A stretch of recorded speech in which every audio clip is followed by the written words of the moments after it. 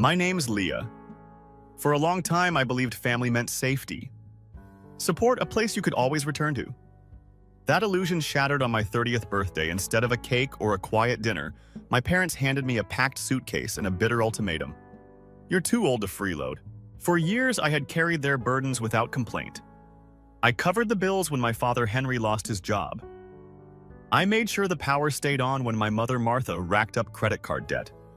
I even paid off the second mortgage they took out to fund their dream renovation. A dream that never seemed to include me. Yet on the night I expected at least a whispered happy birthday, I got a shove out the door. I remember the cold air biting my skin as I walked to my car, my breath fogging up like the ghosts of unsaid words. My phone buzzed in my pocket, but I ignored it, gripping the worn leather steering wheel until my knuckles ached. I could barely see through the windshield, my vision blurred by a mix of tears and streetlight glare. It felt surreal, like a bad movie scene. I ended up at a 24-hour diner, the kind with sticky red booths and faded jukeboxes that only play half the songs. I dropped into a corner booth staring at the cracked Formica tabletop as the waitress slid a mug of burnt coffee in front of me. It tasted like ash, but I sipped it anyway, the heat grounding me as my mind raced. How had it come to this?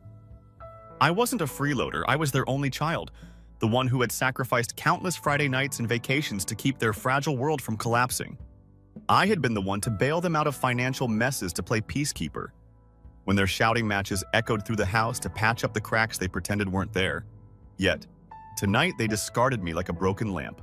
I pulled my phone from my pocket, half expecting a missed call, a text, some sign they regretted their decision. Nothing. Just a handful of notifications from social media where distant friends posted pictures of their cozy birthday dinners and weekend getaways. I set the phone down and leaned back, letting the low hum of fluorescent lights fill the silence. I felt small, absurdly so, like a kid who got left behind at the fair. The doorbell chimed as another late-night straggler wandered in, their boots clomping against the cracked tile. I looked up, catching my reflection in the darkened window. A tired woman with tangled hair and hollow eyes clutching a chipped coffee cup like a lifeline. This was my life now. Unwanted, unneeded, unmoored. I sat there for a long time, the coffee cooling in my hands, as the world outside the glass shifted from deep night to the pale gray of early morning. The waitress refilled my cup twice without asking, her tired eyes flicking over me like she had seen this scene 100 times before, a ghost of a person running on caffeine and shattered dreams. Eventually, I dragged myself out to my car, the cold morning air seeping into my bones as I slid behind the wheel. I drove without direction past closed shops and darkened houses, through streets where I had once learned to ride my bike, where my parents had cheered from the sidelines at school parades and sports games. Ghosts of happier times that felt like someone else's memories now.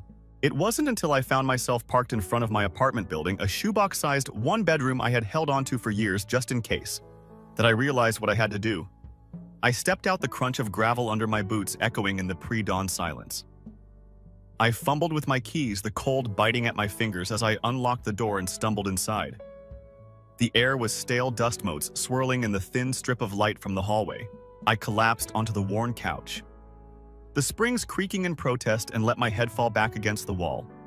My mind felt like a tangled knot, anger and hurt twisting together until I couldn't tell where one ended and the other began.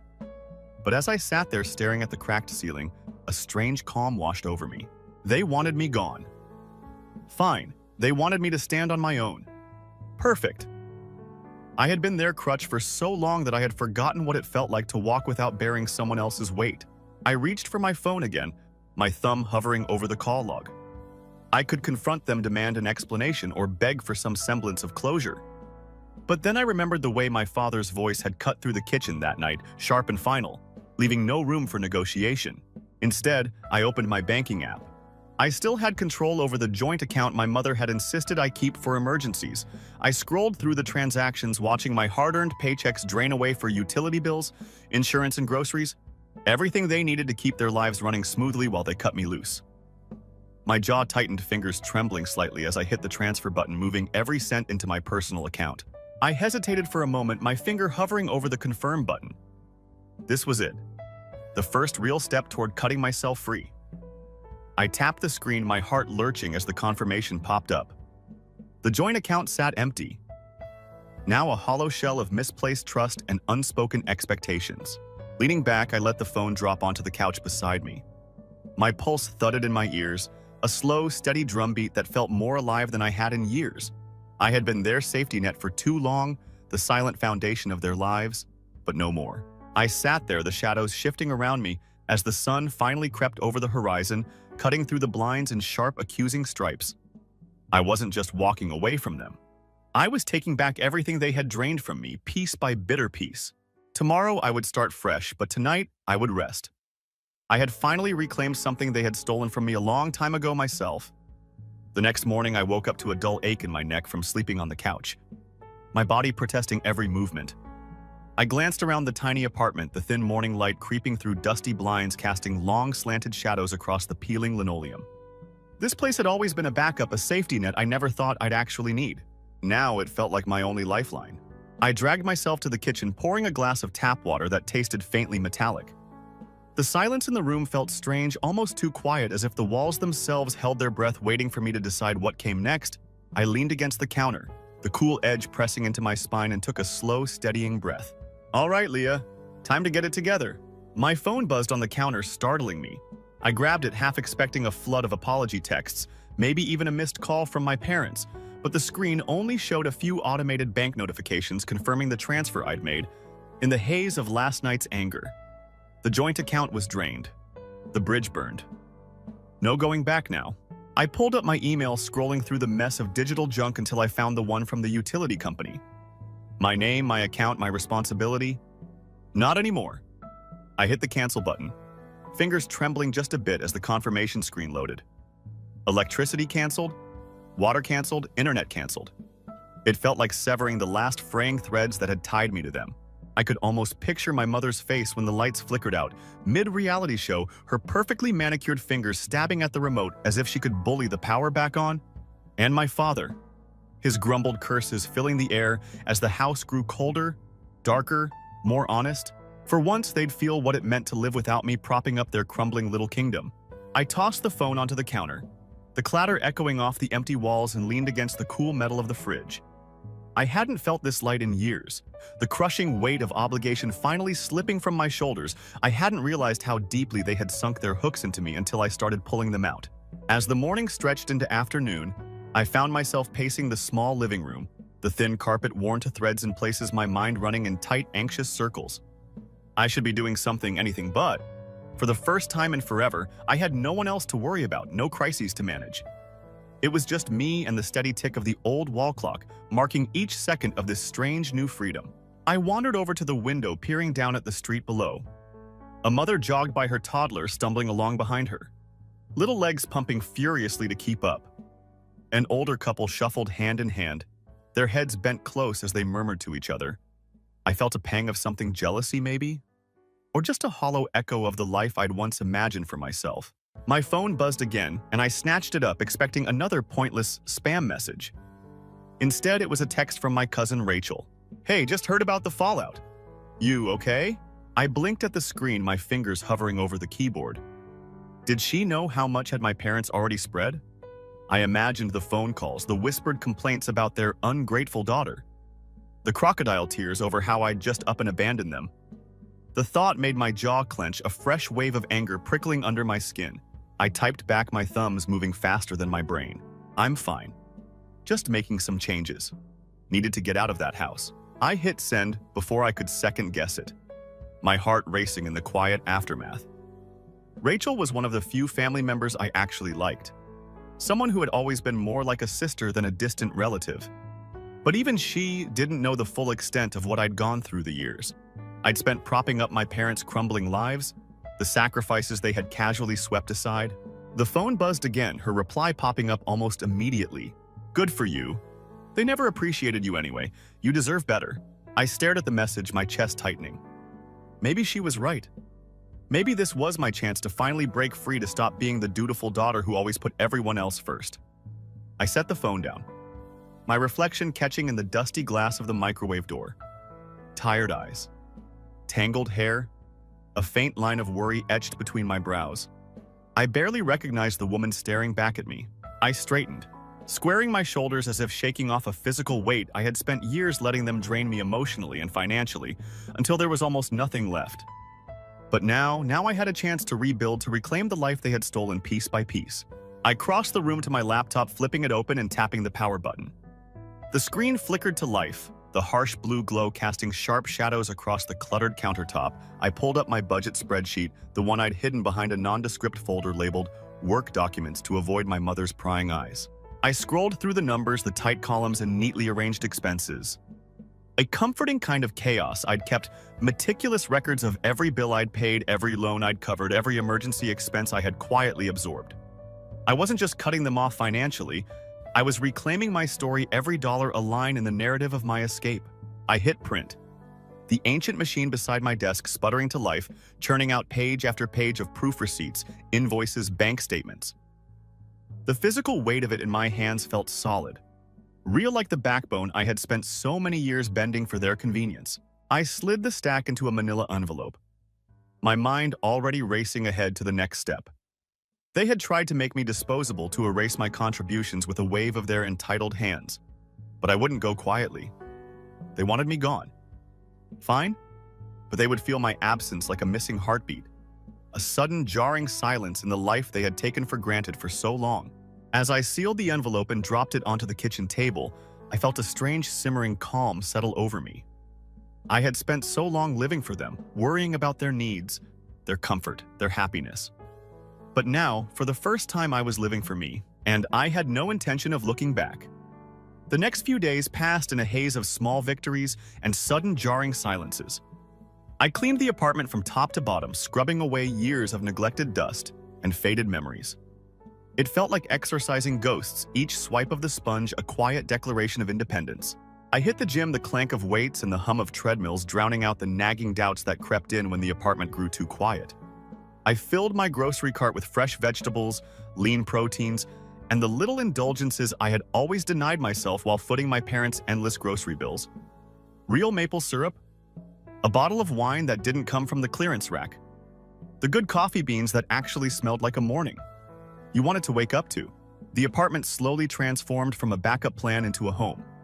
I bought thick velvet curtains for the drafty windows, threw a soft blanket over the creaking couch, and scattered a few framed photos around, mostly of trips I had taken alone, snapshots of my own quiet rebellions against the life I had left behind. The walls still felt too bare, the corners too sharp, but it was mine, and for now, that was enough. Then came the first call. My phone buzzed on the kitchen counter, the screen flashing with a number I knew all too well. I hesitated, the air around me thick with a sudden pressing heat. I let it ring twice before swiping my thumb across the screen. Leah. My mother's voice, tight and sharp as ever, cut through the line. She didn't bother with a hello. How are you, or even a trace of the maternal warmth she used to fake when I was younger. Just my name delivered like a slap. I leaned against the counter, curling my fingers around the edge, letting the cool laminate press into my palm. Yes, there was a pause, the faint crackle of the line carrying the tension between us. I could almost see her standing in the kitchen, one hand on her hip, eyes narrowed as if she could somehow intimidate me from miles away. "You need to come back," she said finally. The words clipped and forced like they'd been dragged out of her by some unseen hand. "Your father? He's not well? He's been having chest pains and the house is a mess without you." A bitter laugh bubbled up from my chest, catching in my throat before I could swallow it down. Of course. Of course it came back to the house, to their comfort, to the cracks I had been spackling over for years without thanks. "I'm not coming back, Mom," I said, my voice steady, my pulse a slow measured beat in my ears. "You made it pretty clear how you feel about me staying there. I'm too old to freeload, remember?" She spluttered, the phone line crackling as if it shared her outrage. "Don't be dramatic, Leah. Family sticks together. We're your parents. You owe us that much." I felt my jaw tighten, the words scraping against my teeth like broken glass. "I don't owe you anything," I said, each word sharp and deliberate. "I've paid my dues. More than my share. If you're struggling, maybe you should look at how you treat the people who actually care about you." Silence. A long, aching silence that stretched between us, heavy with years of unspoken resentment. I heard her inhale sharply, the sound crackling through the line before she spoke again, her voice dropping into that tight, whispered tone she used when she was truly furious. "You're being selfish, Leah. After everything we've done for you. We took care of you for years and now you just abandon us. Leave us to rot in that house. I squeezed my eyes shut, pressing my forehead against the cool glass of the kitchen window. Outside, a car door slammed. A dog barked. The world kept spinning, despite the storm brewing on the other end of the line. You didn't take care of me, I whispered more to myself than to her. I took care of you, and I'm done. Before she could respond, I hit the end call button, the line cutting off with a harsh click. I tossed the phone onto the counter, the impact sending a fresh wave of adrenaline through my veins. My hands shook a fine tremor that crept up my arms and settled in my chest, my heart hammering against my ribs like a trapped bird. I leaned back against the counter, sliding down to sit on the cold linoleum, my pulse thrumming in my ears, drowning out the quiet hum of the fridge and the distant murmur of traffic outside. For a moment, I let the fear creep in, let the guilt snake its way through my defenses, hissing in my ear about duty and family and blood ties. But then I remembered the cold, hollow feeling of that last dinner, the way my father had looked at me, his face a mask of contempt as he declared me disposable, his voice ringing in my ears even now. You're too old to freeload. I clenched my fists, my nails biting into my palms, grounding me in the present. No, I wouldn't let them drag me back into their twisted little web of obligations and guilt. I had come too far, burned too many bridges to turn back now. I forced myself to stand, my legs shaky, but my resolve solid. I crossed the kitchen, grabbed the manila envelope from the table, and marched to the door, flinging it open to let in a blast of cold autumn air. I stepped outside, the chill biting into my skin, the wind whipping my hair into my eyes, and marched down the stairs to the communal mailboxes by the curb. I slid the envelope into the outgoing slot, the metal flap clanging shut with a satisfying finality. It was done. The first real tangible step towards severing the last of the cords they had wrapped around my life. I straightened, the icy wind cutting through my thin jacket, but I didn't shiver. I felt lighter somehow, as if each step back toward my apartment carried me further from their grasp. I wouldn't be their safety net anymore.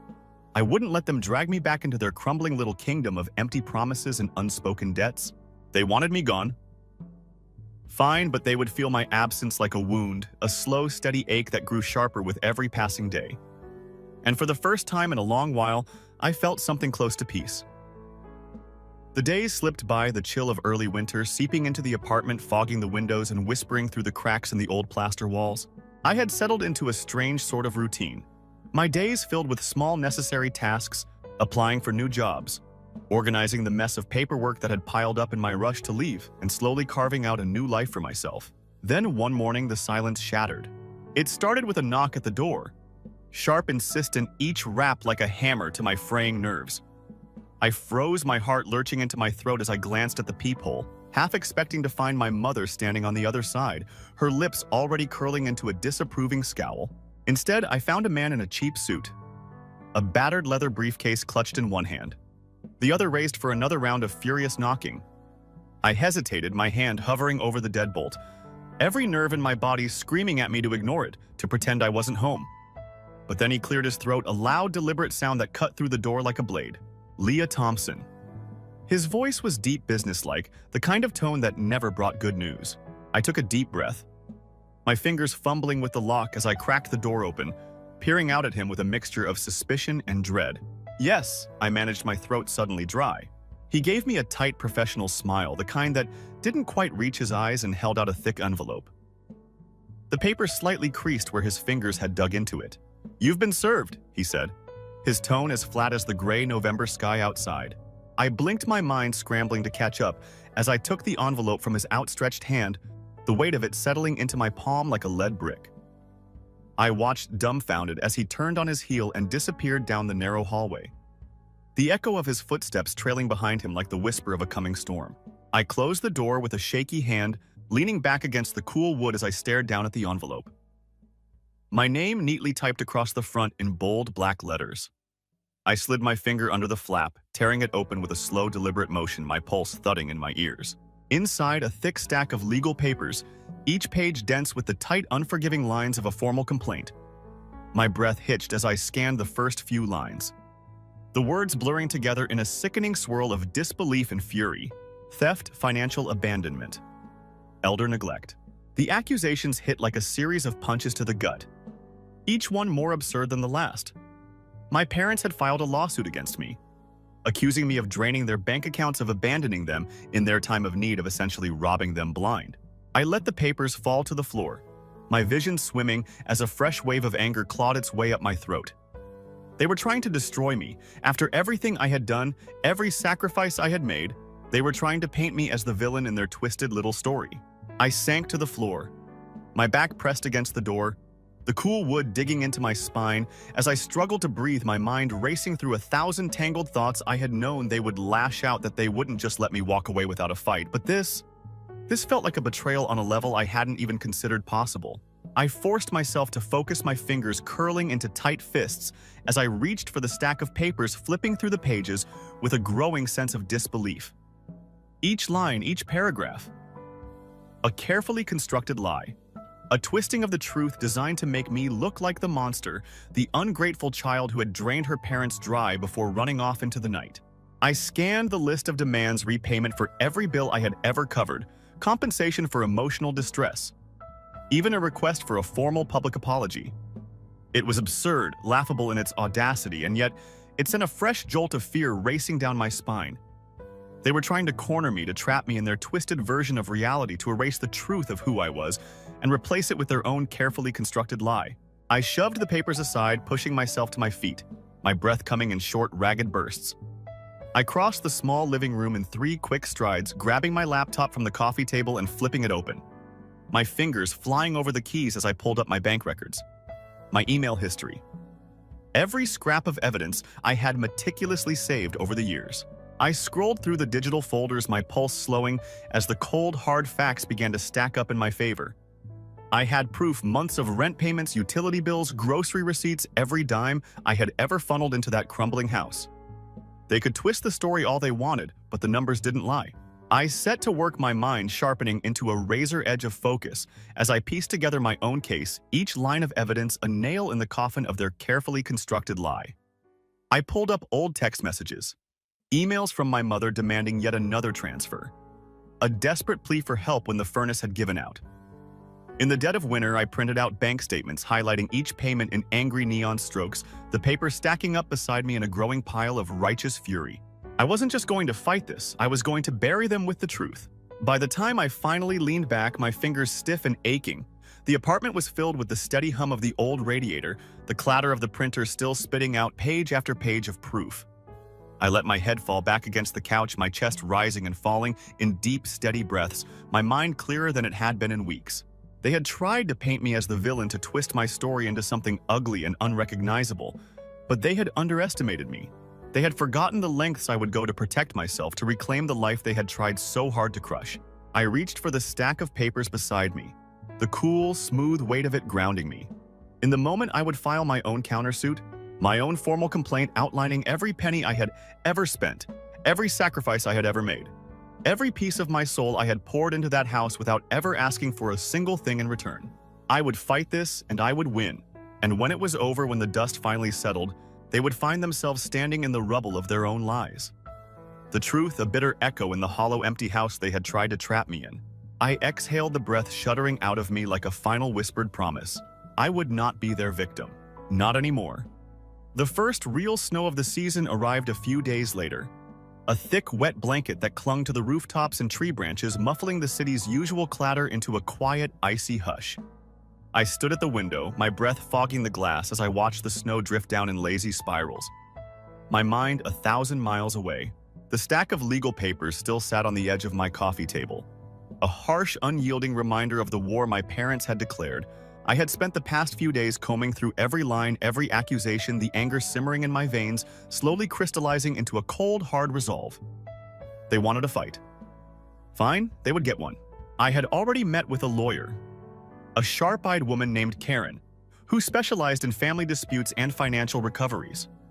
She had listened to my story in grim silence, her fingers tapping a steady rhythm against her notepad as I laid out the details of my parents' betrayal. When I finished, she had leaned back in her chair, the leather creaking under her weight, and offered me a tight, approving nod. "You've got a strong case," she said, her voice crisp and confident. "The financial records alone should be enough to bury them. And if they've really been siphoning money from your joint accounts without your consent, you might even have grounds for a counterclaim." I had left her office that afternoon with a thick stack of paperwork, my hands trembling slightly as I clutched the manila folder to my chest.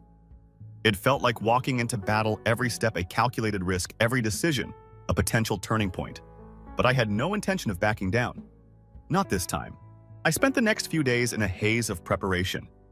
My apartment slowly transforming into a war room.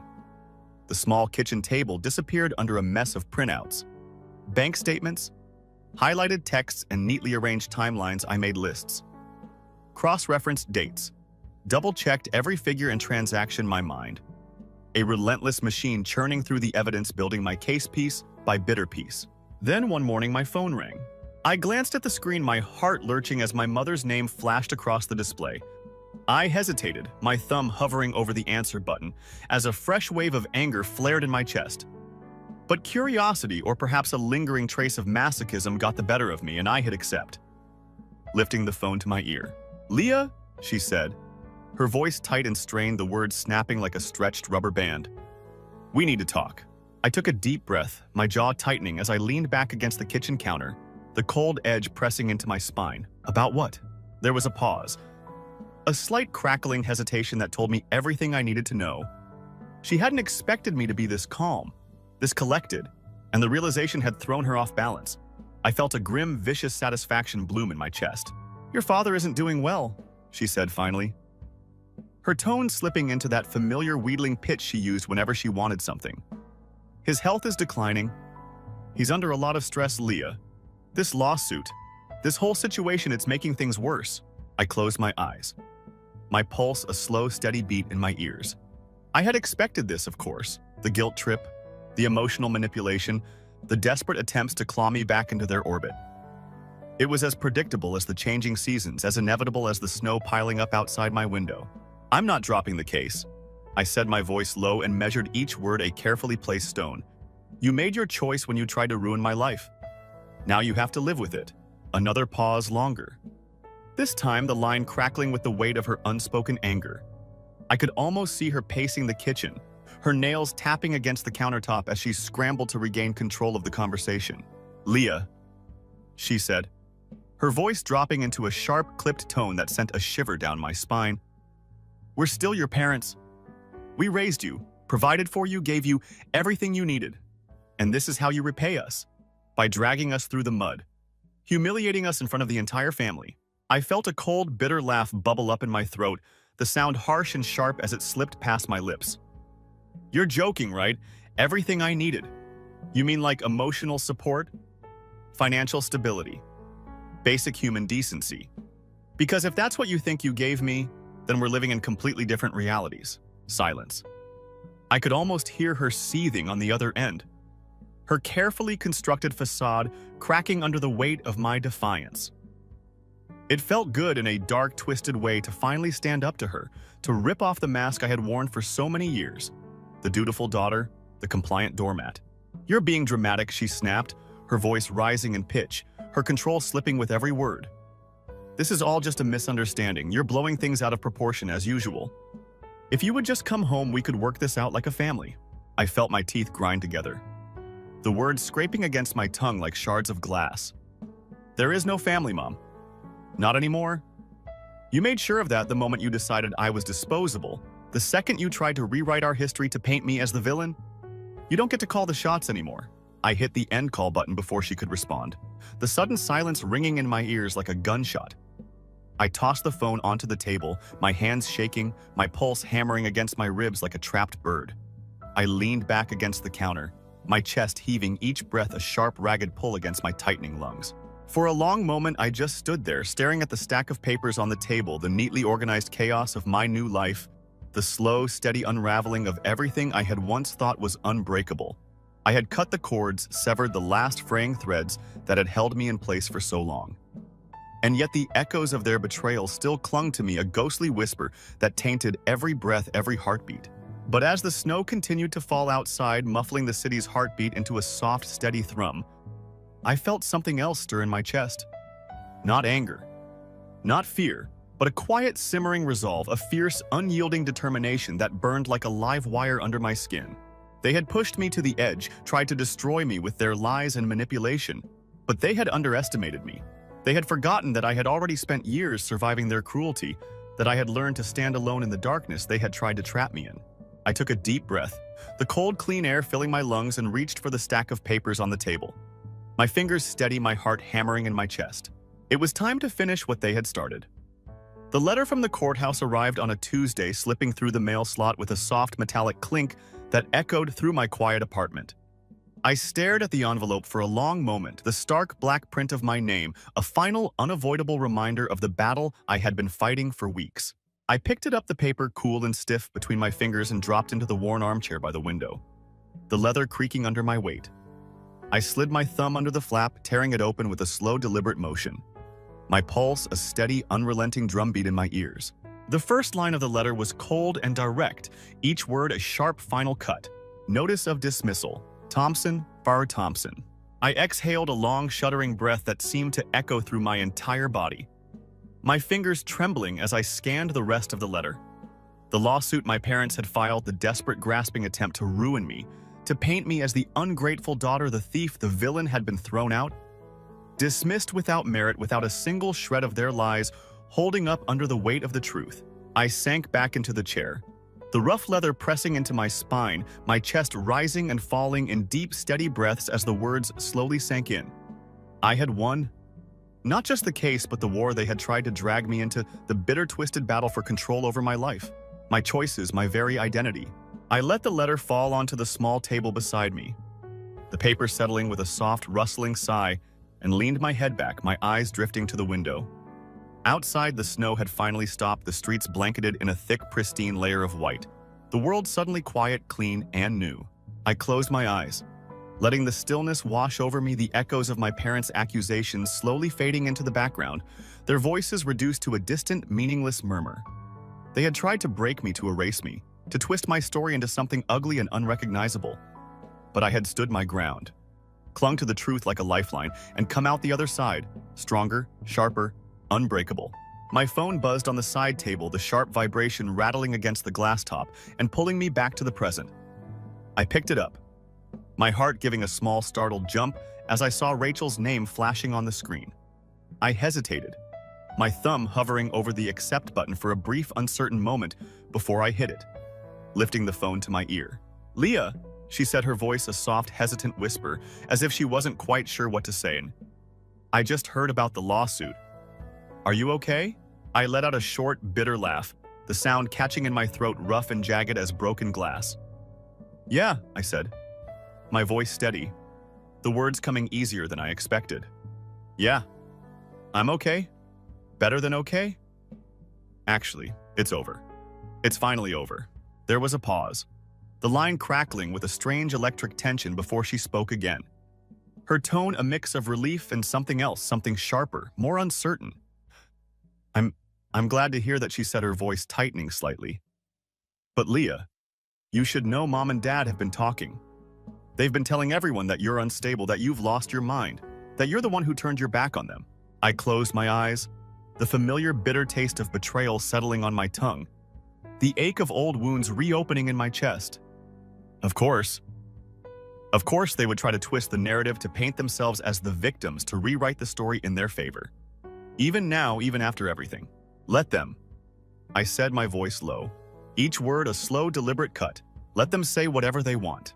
I don't care anymore. They don't get to control my life, my story, my truth. Not anymore. Another pause, longer this time, the silence stretching between us like a fraying rope. Each second, another thread snapping under the weight of old, unspoken pain.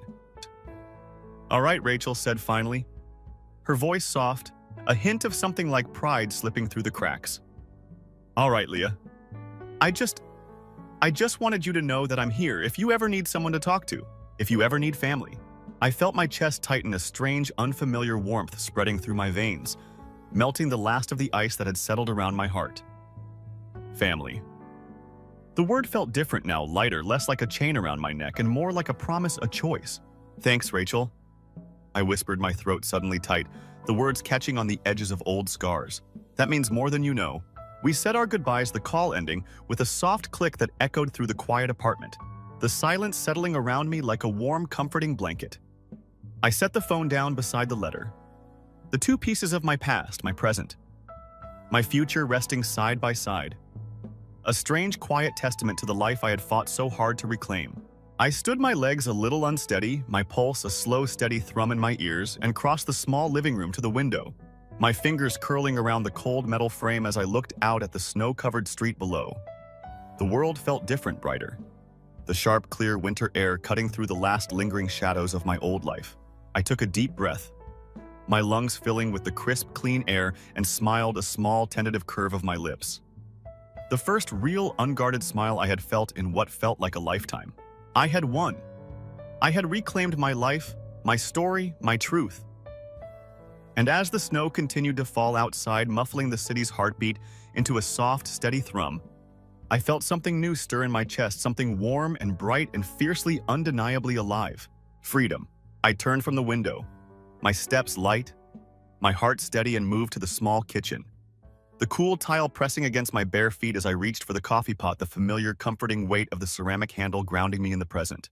I poured myself a cup, the rich, dark liquid steaming in the morning light, and leaned back against the counter, my eyes drifting to the small framed photo on the wall, a picture of me standing on a windswept beach, my hair tangled in the salt-laden breeze, my smile bright and unguarded, my eyes filled with a fierce, unbreakable spark. I took a long, slow sip of the coffee, the bitter warmth settling in my chest, and let out a deep, contented sigh. The sound echoing through the quiet apartment, a soft, final punctuation mark at the end of a long, brutal chapter. I had walked away, I had survived. And for the first time in a long, long while, I felt like I was finally coming home. Story 2. Hello, I'm Odilon. I can confirm that my sister humiliated me in front of everyone by standing up at our mother's will reading. She grinned as if it were her favorite pastime and referred to me as the family error, as if I were an afterthought. However, she was unaware that everything had been revised by our mother. They believed the truth had been buried. However, what if I was buried alive with the truth, awaiting receipts? Stay put, because what followed did more than simply make a room quiet. It put an end to a lie-based legacy. It's only 2 days. The notification I received a stiff white envelope that smelled like old paper and had embossed lettering when I went to my apartment in Atlanta. The reading will take place 2 days prior. No heads up, no call. Just the letter, like a challenge, sitting on my doormat. Callista promised to keep me updated. That was at the funeral 2 weeks ago. She meticulously prepared the funeral. Even the press announcement sent to the Alumni Association and the hue of the flowers. I hardly had time to bid my mother farewell in privacy. This now. With the unread letter resting on my lap, I sat on the sofa and grabbed the silk scarf from the drawer on my side table. Soft and cream in tone with fading blue embroidery. J.M. Marin. Jacqueline. Mom's initials. The final gift she offered me before things became chilly. I mumbled, I guess I'm still the last to know. I looked at the envelope one more, my name nicely written. The afterthought that I always am, like a visitor at someone else's celebration. Miss Odilon. Marin? I didn't weep at all. I simply stood. I began packing after gently folding the scarf back into the drawer. Even if my recollections of Charleston had faded long ago, the city still had the scent of sea air and magnolias. I felt as though I had been cut off from a life as I drove up to the estate. The massive, ponderous iron gates open, as if the establishment itself didn't like my presence. I was surprised by how loudly the gravel crunched beneath my tires. Perhaps it was only my nerves. As usual, I parked in the rear. The front was off limits to us. If you weren't Callista or someone, when the housekeeper opened the door, she hardly looked at me. Oh, did you come? I didn't respond. I simply nodded and entered the quiet, air-conditioned entryway. Everything had the scent of lavender soap and lemon polish, just the way Mom maintained it. Then Callisto's new helper arrived, tall, sulky, and brimming with prep school snobber. She looked at me as if I had arrived early for an uninvited gathering. I had no idea you were going, I said. She said I received an invitation. I gave a straightforward response while shielding myself with the envelope. She took a whiff. They're all dressed for the terrace garden, though. They were, of course. They appear to have been lifted from a catalog of country clubs. Aunt Dolores smiled warmly and offered me a gentle embrace. Her arms shook slightly. Odilon, I'm so happy you're here, my love. Your mother would also be. I'm hoping so, I said quietly. Callista was the only one who avoided making eye contact. As soon as I walked upon the flagstone, she turned.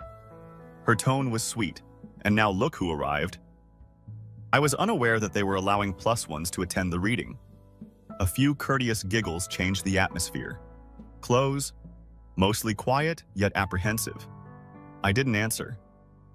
Callista lived on responses as I had long since discovered. Don't give her that. You also denied her oxygen. I sat down beneath the striped canopy at the long table's edge. I was not a member of their club, not with my 30 Marshall's outfit and flat heels. However, I was present. That made a difference. My gaze drifted to the blue full hydrangeas that lined the stone wall as I got comfortable as if they were flowering, just to exact revenge. I take a big breath. In the back of my mind, flashback arcs hummed. At 16, Callista receives a brand new automobile. I was struggling to pay for my bus fare because she earned a vacation. She skipped college. I'm working 3 jobs to make ends meet. They hardly tolerated me as their daughter, I said to myself in a whisper. The person they always thought would keep silent. Not this time, though. I noticed Callista sitting across from me, digging for her high-end pocketbook, just as the lawyer appeared through the French doors. She took out a folded piece of paper, looked around, and slid it under the table in the direction of the man sitting next to her, Uncle Rowan. It was rehearsed, fluid, and fast. However I did see it, I realized then that this would be more than a simple scanning of names and assets. It was a ruse. As soon as Mr. Whitlow entered the sunroom via the glass doors, the entire space changed. Talks stalled. Midway through, the sound of coffee spoons clinking on porcelain plates stopped. The air itself felt odd, like if it contained something weighting and thick. I pretended that I hadn't just watched my sister sneak anything under the tablecloth while I sat motionless with my hands folded neatly in my lap. Mr. Whitlow nodded courteously and cleared his throat. I appreciate everyone's attendance. I'll try my best to be short and considerate because I understand that this is a trying moment. Like she was trying out for a soap show. Callista got up from her velvet chair. Her expression was set in serious composure. She took a position next to the lawyer and put a hand on his arm as if they were longtime companions. Hopefully this won't be one of Odilon's surprises. She laughed sharply and brightly. The ensuing quiet wasn't encouraging, it had a burden, a sort of clumsy pact that nobody would oppose her. My cheeks flushed, but I remained silent. Give her a chance. Whitlow blinked slightly as if he hadn't heard her remark before, but he continued, carefully as if waiting would make the next step easier. He opened his briefcase. We'll start by verifying our presence, he added. Please accept this as a simple acknowledgement of your attendance and comprehension of the proceedings. Odilon. He gave me a single sheet of paper with an empty signature line and a glossy blue header. I scowled, only me. Whitlow gave a nod. Indeed. From my end, it was merely formality. Aunt Dolores moved around in her chair and leaned a little closer. More to herself than to me, she muttered, They didn't ask me to sign anything last time. She spoke softly but confidently. I read the paper. Lowe's company printed it, but there was something strange about it. Only the title, some legalese, and that signature line were mentioned. No other information was included. Please send me a copy of this. Silently, I said, Callista, husband, Brant. The wallpaper for humans moved a little. I briefly believed he might say something, but he obviously didn't. With another nod, Whitlow retrieved the form and carefully placed it in his briefcase. Naturally, the carpet was streaked with pale gold as the sun filtered through the arched windows behind him. The air was sufficiently stirred by a breeze that brushed the sheer curtains for me to detect a hint of Callisto's perfume, something flowery, sharp, and costly. Her cool, playful eyes tilted her head. The daughter who paid the most attention was Odilon. You weren't? Nobody answered.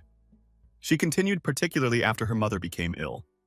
Her frequent visits and late-night calls caused Mom to feel very bad. You know, like it wasn't enough. Her tone was light, but the weight of her words landed like a slap. She didn't say it outright, but she painted me as a manipulator in one breathless sentence. I didn't look at her. Instead, I reached for the scarf in my bag. That old silk square with my mother's initials stitched in a faded thread. I held it tightly in my palm. A flash of memory. Mom in hospice, thin as paper.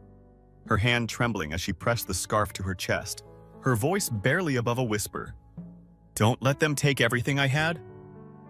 nodded through tears, not fully understanding what she meant, now sitting in this room dressed up like a southern brunch. I understood perfectly. This wasn't just about inheritance.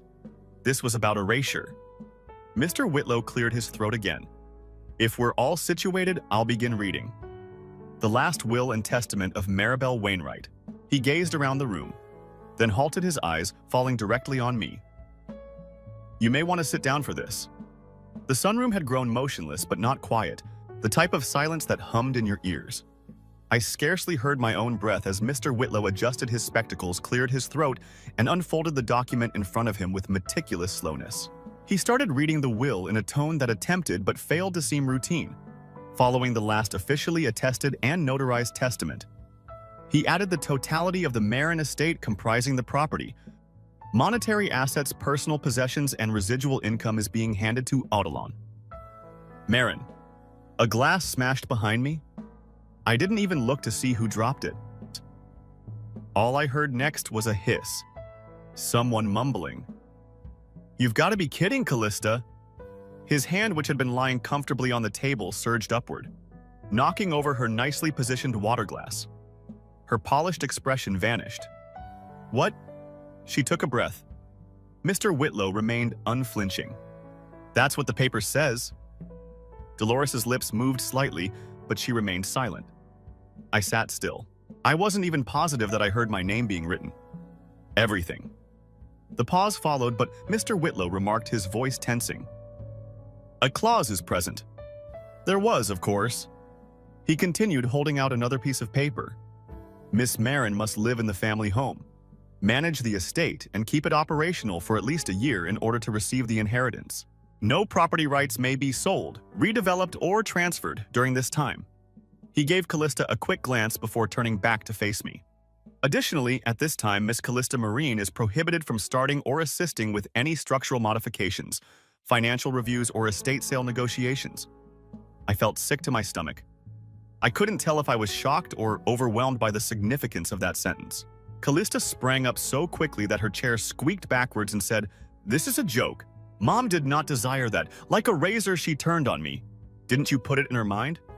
As I handled everything, I played the martyr and made all those late-night calls complaining about being left out. Callista Aunt Dolores made an attempt but was cut off right away. She said, No, they must hear this," pointing to the few family acquaintances and distant relatives who were hanging around the back. For years, she didn't even come. Then all of a sudden, like Florence Nightingale, she was by her mother's bedside rewriting history when she fell ill. I maintained eye contact with the tablecloth. I tried not to tense up in embarrassment, but for what reason I could feel every muscle in my back. She forced this on her. In the dark, I spoke to her. At the funeral, she did not even shed a tear. Not because it didn't hurt, but because I knew she would turn even one tear into evidence. I didn't flinch. Mr. Whitlow interrupted, saying, "Miss Marin, your mother wrote these terms in her own hand. In front of 2 impartial witnesses and a notary, the will was signed." She didn't understand. Callista lost her temper. She had begun to muddle things. "Dolores, you said so yourself." She was exhausted, I remarked. Without a moment's confusion, my aunt whispered. Nobody spoke. The floor was covered with gentle shadows as the sunshine poured through the huge windows. In a room filled with blades, it was ironic how delicate everything appeared. Did she leave anything else behind? I asked quietly. I had the impression that my voice was coming from outside of myself. After a moment of hesitation, Mr. Whitlow produced a sealed envelope from his bag. "She did, Audalon. She left this for you." I grabbed it by both hands. There was more than just paper in the thick envelope. Something heavy, almost sacred, was inside it. I flipped it over and found one folded paper with the seal broken. At the top was my name, the blue ink faintly faded, and her handwriting. My mother's signature loops and slants extended across the page. It began slowly. She apologized politely, but in a few sentences she said something that caused the room to disappear from my memory. Something that changed all of my memories of her. It wasn't until the rustle of paper drew me back that I realized I was holding my breath. The letter was weighty than sadness, yet lightest than air. I opened it cautiously and gently, as though the truth within may vanish. If I went too quickly, I hadn't seen my mother's handwriting curl over the paper since before the tremors started. It appeared angry and frail at the same time. I read it out loud, even though I hadn't planned to. When I said the second line to Odilon, my voice broke. When no one else arrived, you did.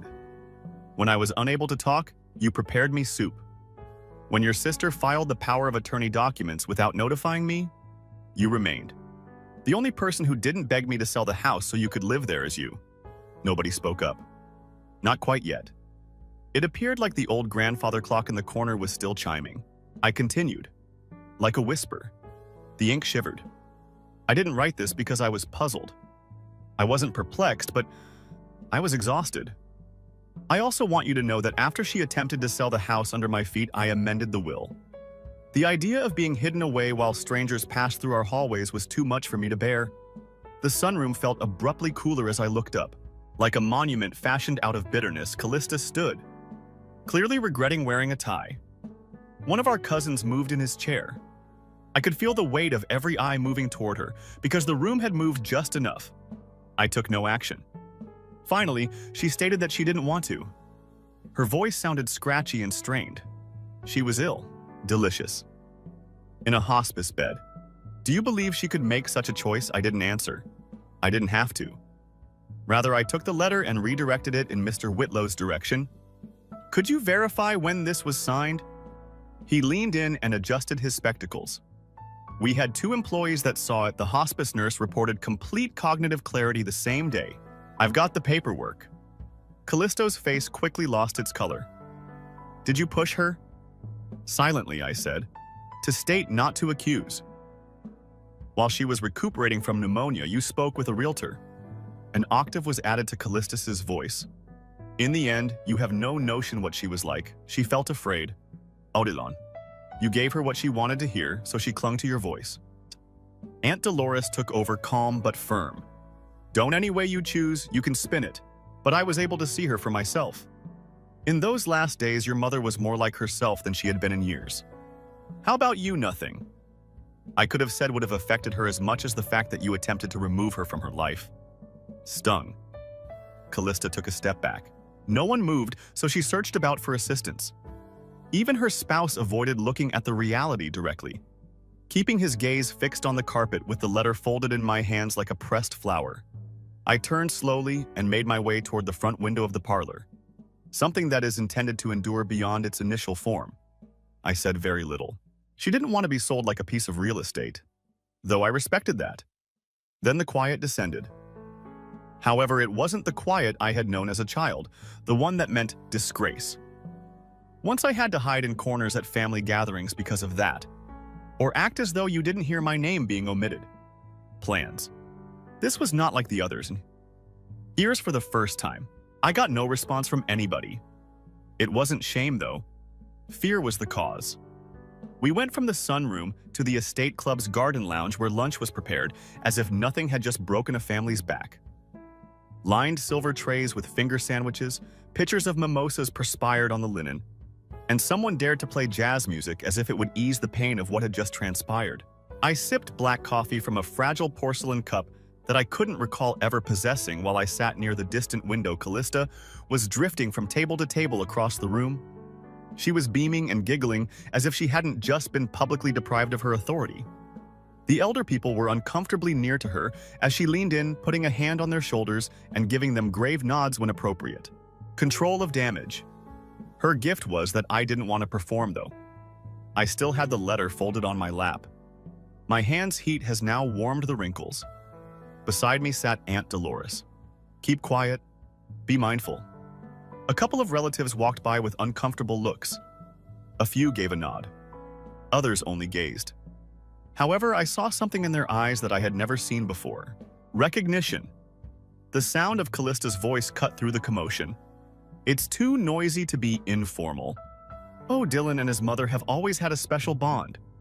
She turned to face 3 family friends who had known us since we were little. She had a knack for playing the victim. Really? I only wish she hadn't taken advantage of Mom when she was most vulnerable. A slow, disillusioned sigh came from one of the women. A friend of my mother's who used to braid my hair on Sunday mornings? Not exactly under her breath, she said. That's low. At that moment, Dolores got to her feet without yelling. She just collected her handbag, looked at me, and left the French doors without a word.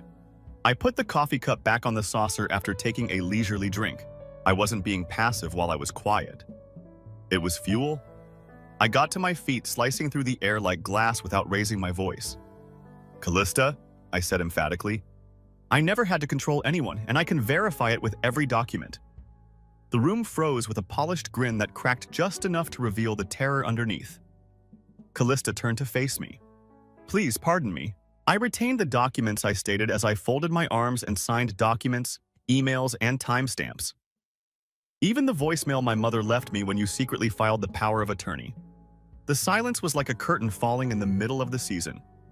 "You wish to tell that untruth in public?" "Stone steady," I asked. "I will then reveal the truth to the public." Everything. In the corner, there was a cough. Another visitor shuffled uncomfortably. Subtly, people started to turn their seats toward me. Callista gave a sharp blink. Now her voice was harsher. "You wouldn't." I gave her a direct look. "You're wrong. Hold off for a week. Your whole life." She didn't answer. She was unable to.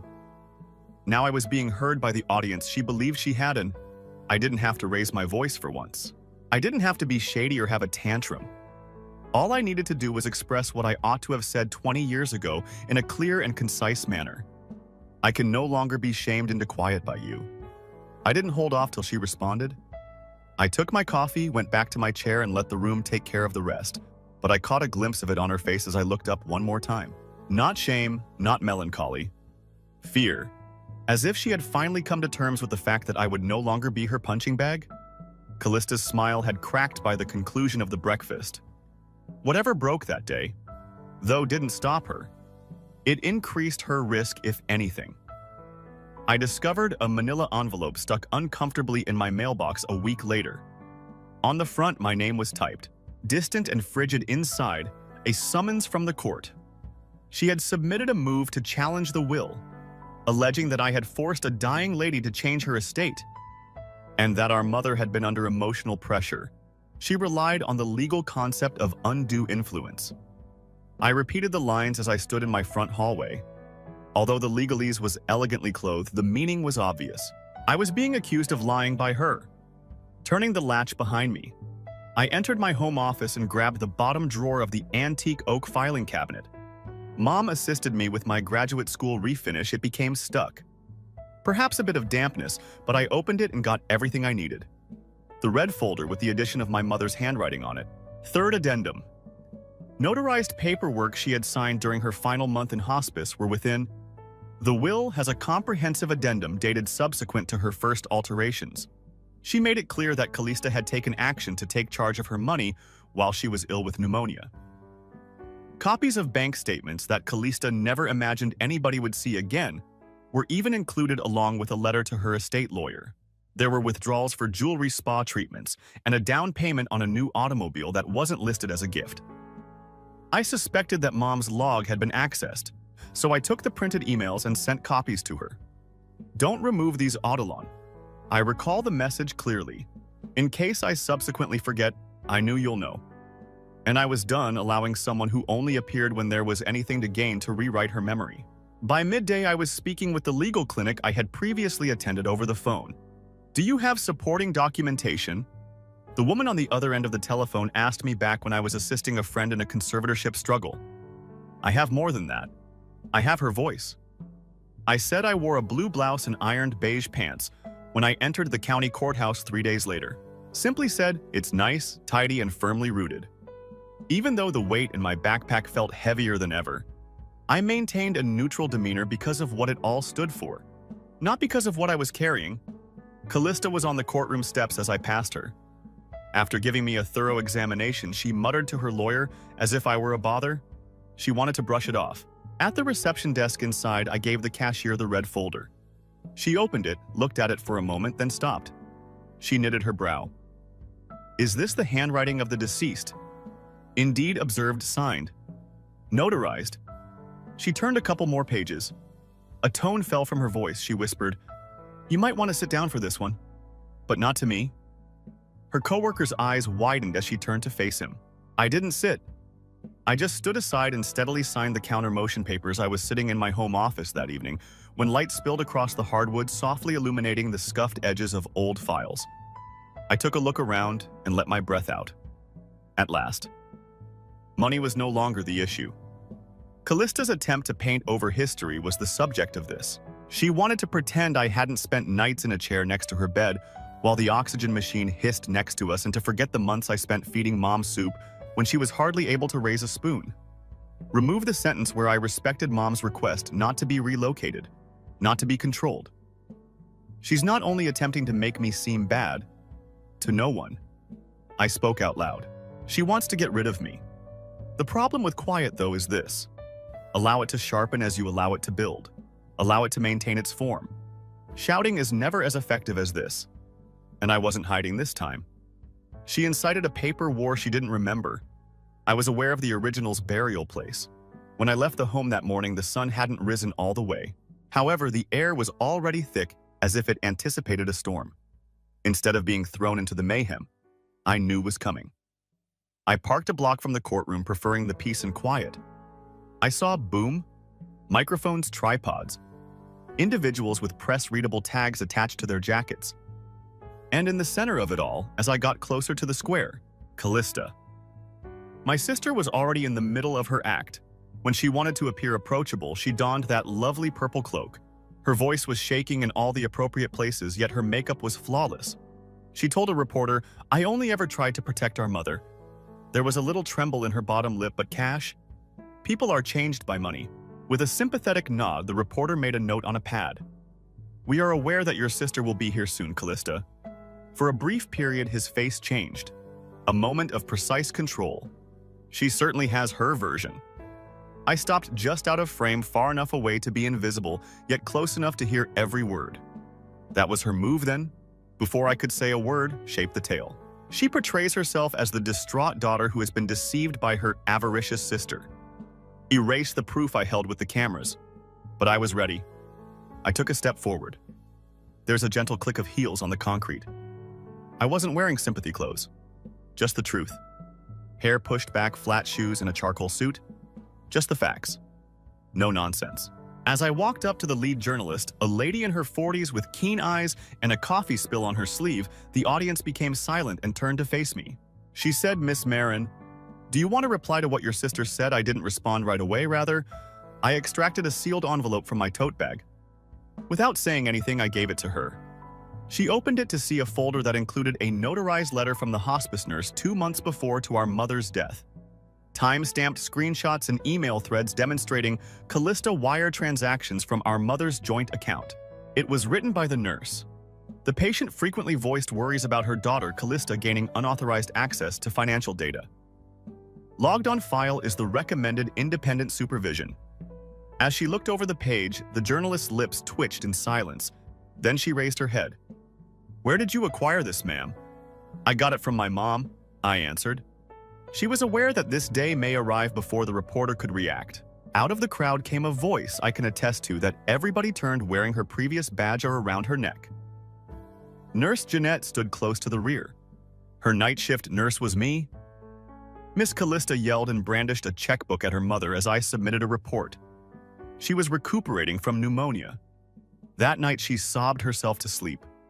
Across the plaza, murmurs floated. One man stepped back from Callista warily. Disgustingly, another woman mumbled and shook her head. Callista lost her composure. She said, "This is a smear campaign. This does not establish manipulation." She was dying. She was unsure about her actions. I looked directly at her, but I didn't raise my voice. She was well aware of her actions. After you attempted to transfer her to a care facility, she altered her will. She never consented. You wanted the home demolished and converted into opulent condominiums. Even when the architect was sleeping, you gave her a tour of the backyard. Callisto opened and closed his lips, but nothing came out. I took a step closer to complete what had begun, not to threaten. I said, "I'm not here to destroy you. I finished acting. I'm done playing the silent one while you change the course of history in the middle of the day." The cameras swiveled in my direction. I didn't recoil. I refrained from grinning. I simply stood there holding the truth behind me. A storm. Again there was silence. It wasn't mine, though. This time she owned it. Despite my steady gait, my heart wasn't at rest as I entered the courtroom. It was laser sharp and concentrated. No formality or notification of a bailiff was made. The rows were already crowded. Neighbors I hadn't spoken to, my extended relatives in a long time, mom's old church buddies, and the media. They were also present. From Callista's vibrant jacket to my subdued gray dress, I swept. There was no hearing here. It was a theater. My sister had positioned herself as the main character. She was only a few feet away from the bench with a folder in one hand. I was previously aware of its contents. During a feverish recuperation, she had forced her mother to sign the older will. Everyone stood up when the judge walked in. Then the air was cut by the tone.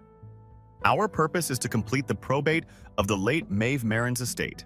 Both sides will present their evidence to us. You can start, Miss Callista Marin. Callista's throat cleared. This is my mother's officially acknowledged will, Your Honor. Notarized, witnessed, and signed. Copies have been sent to opposing counsel and the court. I didn't interrupt. Not quite yet. In that sickly sweet tone she often employed while pretending to be innocent, she went on. It designates me as the estate's only executor and heir, which I accepted out of duty rather than greed. During Mom's last year, my sister Odalyn did not assist with her care. She didn't show up until the paperwork was finished.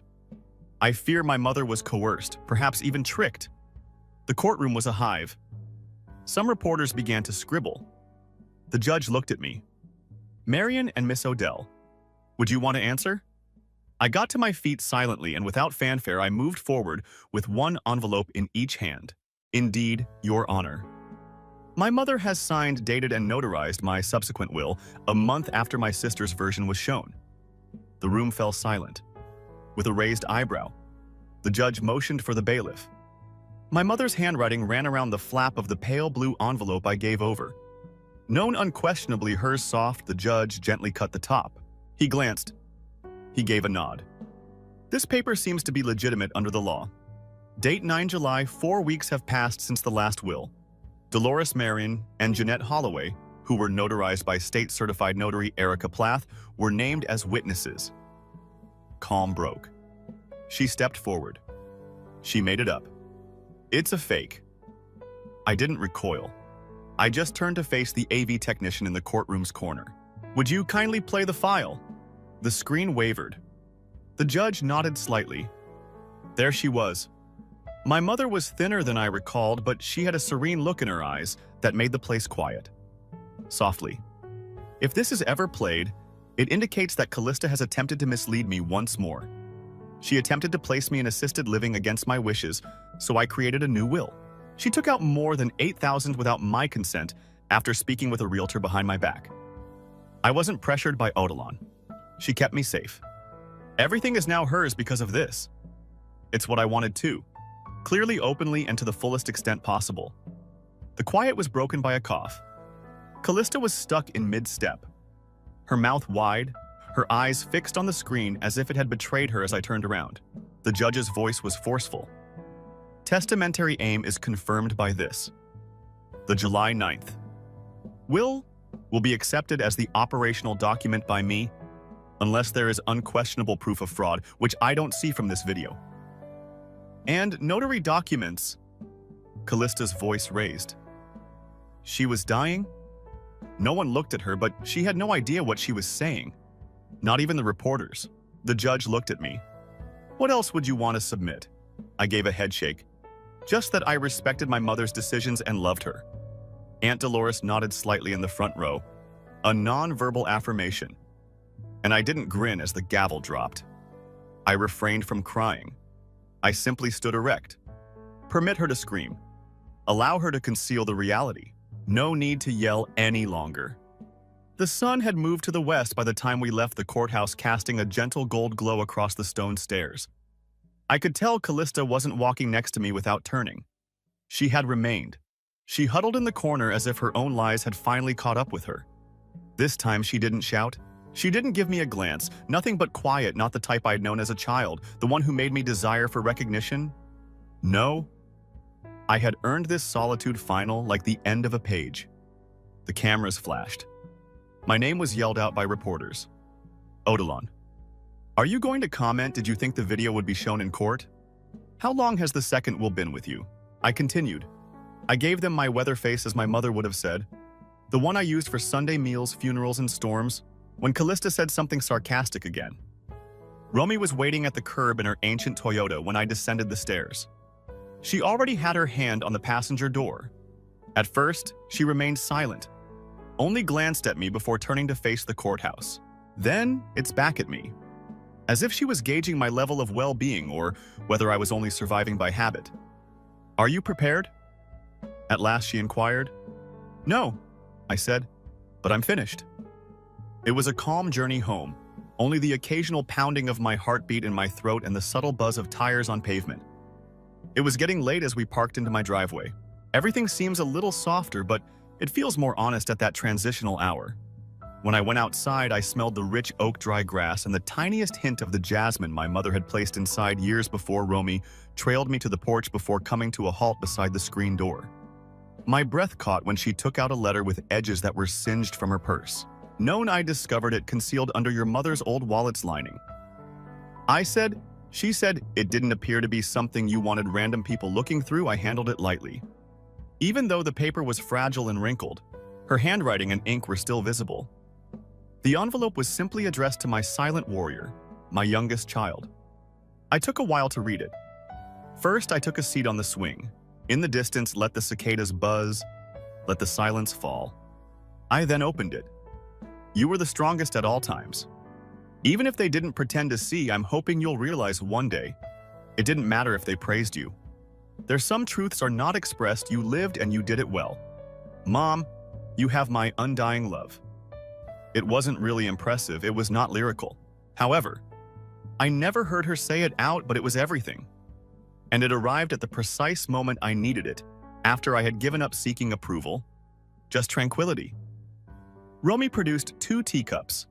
We didn't make toast. There were no speeches from us. As the sun set below the treetops and the porch light blinked on as if it sensed that silence was needed, she simply sat next to me. I glanced around at the banisters peeling paint. Callista would frequently complain that the flower container was too tiny. Town. Instead of ringing, the wind chimes clinked as if they were conversing, and I reflected on all the birthdays I've missed because I was waiting for someone. Every report card, the hospital visits for waiting alone on Christmas mornings. However, I no longer felt empty. I was satisfied.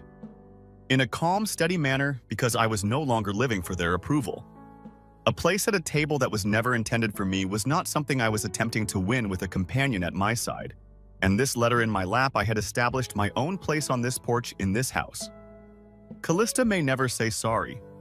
Perhaps I would be the one to break the stillness while the family continued to discuss what had transpired in whispers.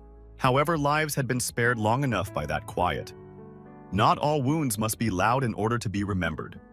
Applause isn't necessary for certain triumphs to be genuine.